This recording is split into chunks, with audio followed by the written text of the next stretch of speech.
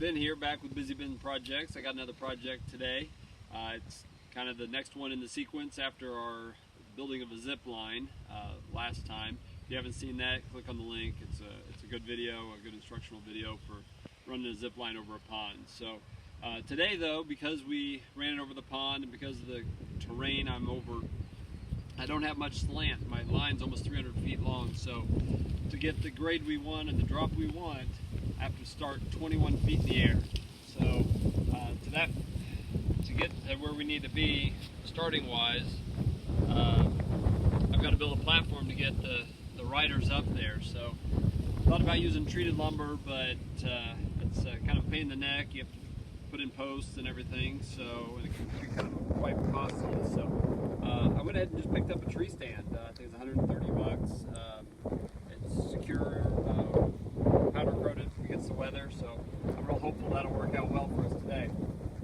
One of the challenges with doing that is that the stand, it naturally goes up against the tree, but our start of our line, the cable, is actually about 3 feet away from the tree because of all the clamps and everything. So not only do I need to put a tree stand up today, but I need to build a support system to bring the tree stand out away from the tree, so the platforms are underneath where the line actually starts. So we're going to do that today, and hopefully we learn something along the way.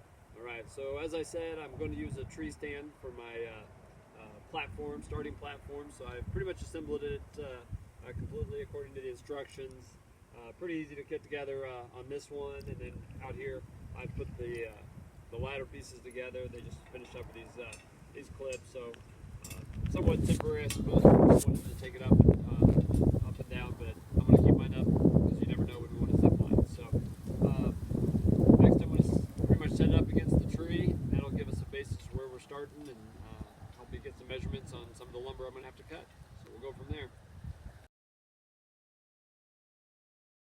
I have to do some modifications to get the tree stand to go away from the tree to be under my trolley. So I've went ahead and cut. I'm going to use treated lumber, 2x8 here, and for most of my work will be 2x8 lumber. I've went ahead and cut it. I'm going to just mount it right here. Going to use the holes already pre-drilled for other purposes for the tree stand, but I'm going to use those, drill through and secure those with galvanized bolts, and then from this part I'll be able to build the frame to the tree off of it. So that's what I'm going to do next.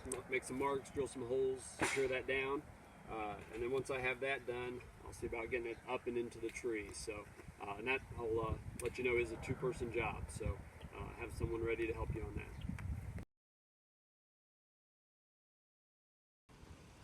Alright, so we've got our tree stand stood up, at least leaning against the tree.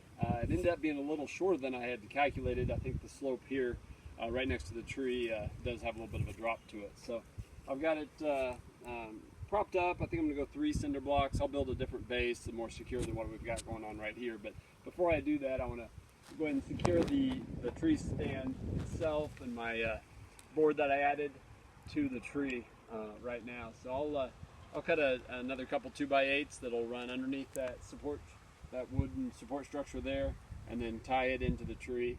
I'll go at a diagonal, so as wide as I can on that board that's there, and then cut in at an angle towards the tree, and then on the other side as well. But that's my next project, cut those and get those attached.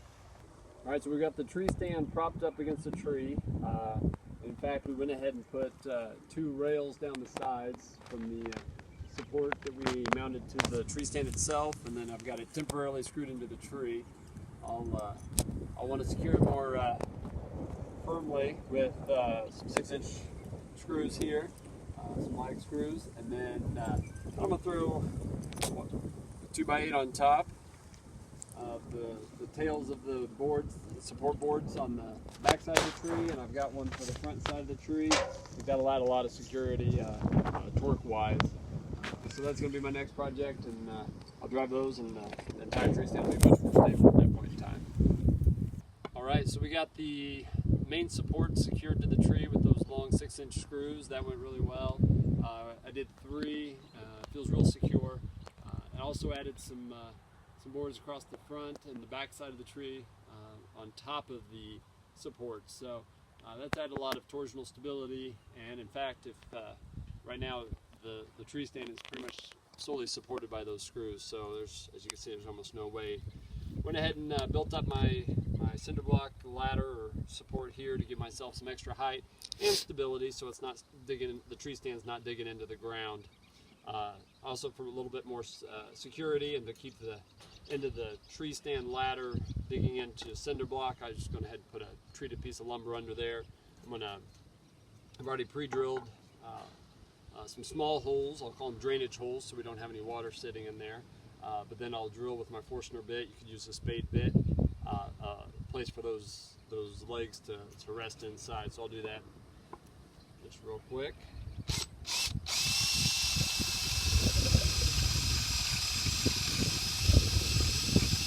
It doesn't have to be too deep, but I'll do that to both sides, and that'll rest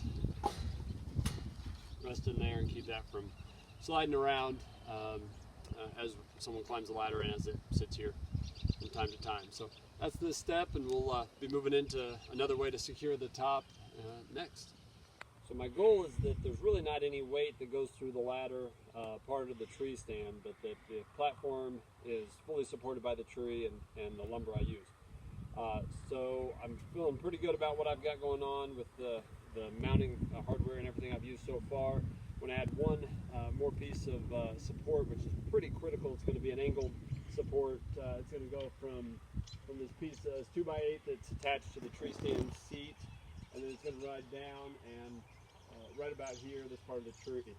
So I'll kind of show you what that's going to look like. I've taken a few measures and already cut my angles.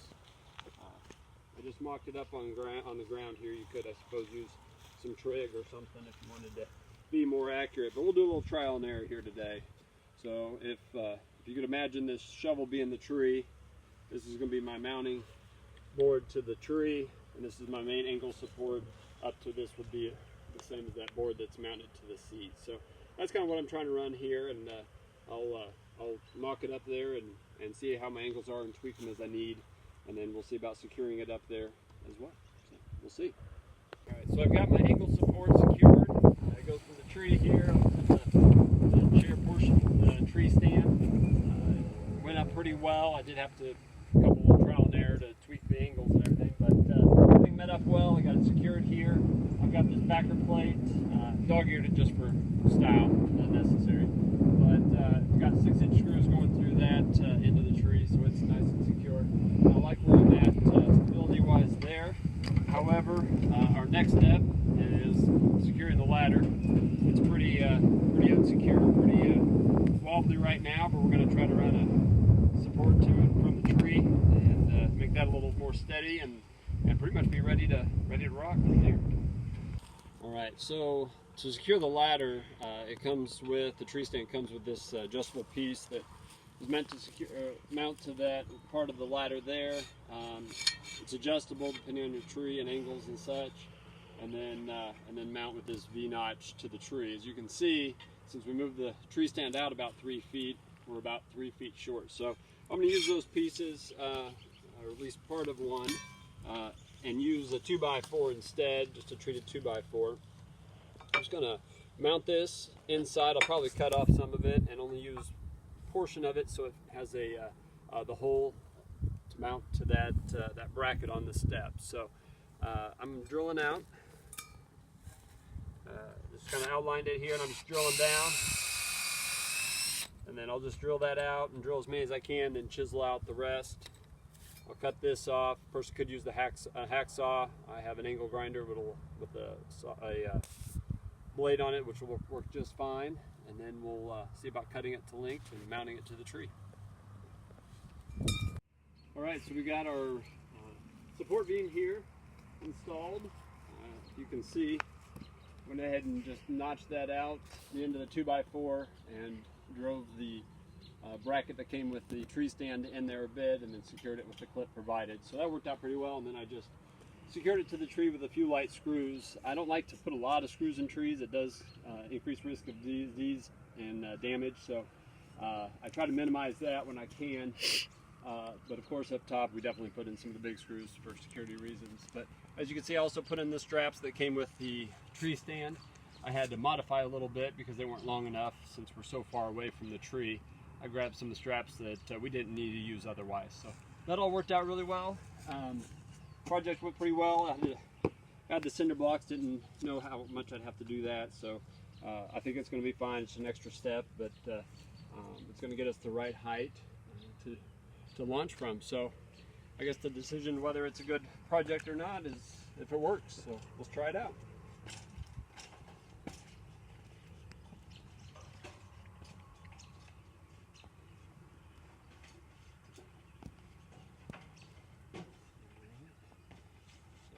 Pretty good height. We're at this right here is at 21 feet, so there is a fair amount of distance there.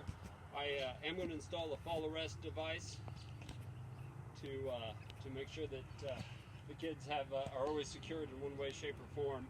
So they'll have the fall arrest, and I can add that to this video when that comes in. But they'll have that clipped in, clip into the lanyard, and then we'll unclip from the fall arrest. Go from there. There goes nothing. Woo!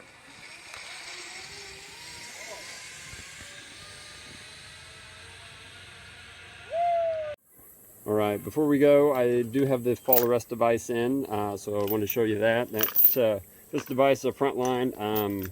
Brand name, there's a number of them I was able to find online, but this one works well, rated for the sizes I need. Essentially I secure it, got a heavy duty chain here, just throw it over a branch and lock it in place there. So it's good, and what essentially happens is if for some reason on the climb up the ladder someone were to slip and fall, it catches them. Of course, if they're falling, it'll be a little bit of a swing, which may not be very comfortable, but it would be better than hitting the ground. So, all right, Daddy, go ahead. So I've attached it to a rope, so someone at the bottom can bring it down to them.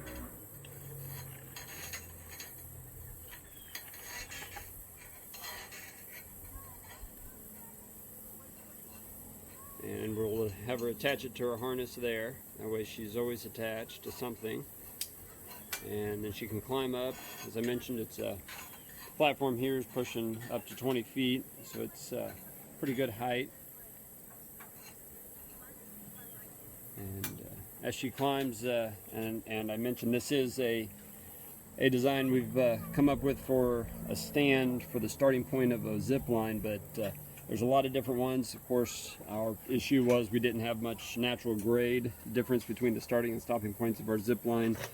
But for us, we had to kind of make a higher starting point, so you see it here on this tall stand. So again, to be safe, we've got this fall arrest device for when they climb the ladder, and then when the rider gets up here, they can simply sit. Go ahead and have a seat. Yep. And we can reattach one stand. So we can attach the actual zip line through the harness.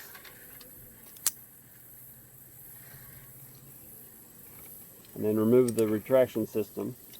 And we get both of these straps, and there's that way. Again, they're always attached to at least something. And okay, double checking everything. All right. And we got somebody on the other end ready to catch her, so when you're ready.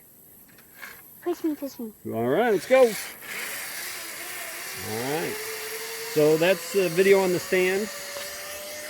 And the starting point of the zip line.